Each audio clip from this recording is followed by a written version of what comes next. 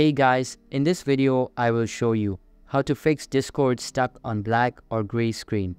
So make sure to watch the video till the very end. And let's begin.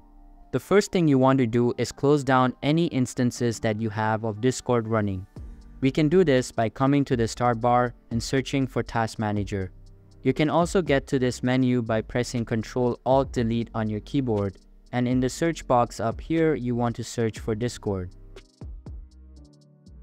We then just want to right-click on any processes related to Discord and select End Task. Next, you want to come back to the Start menu, and this time we're going to search for Run.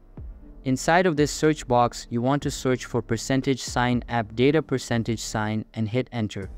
Now you want to look for the Discord folder, and then we can right-click it and select the trash icon to delete it. Then you want to come App Data folder and go to Local.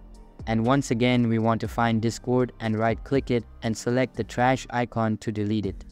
Once we've deleted these two folders, we then want to come back to the Start menu and search for CMD. You want to right-click on Command Prompt and make sure to run as administrator. Inside of this black window, you want to type in ipconfig /flush DNS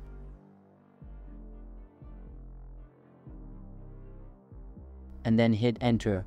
Exit out of this window, and finally you want to come to our web browser and you want to type in Discord download. Then we just select download for Windows, then reinstall Discord onto your computer by opening the downloaded file. And you may need to log in again to your account. So that's basically how you can fix Discord stuck on black or gray screen. So that's all for this video. Hope you liked the video. Thanks.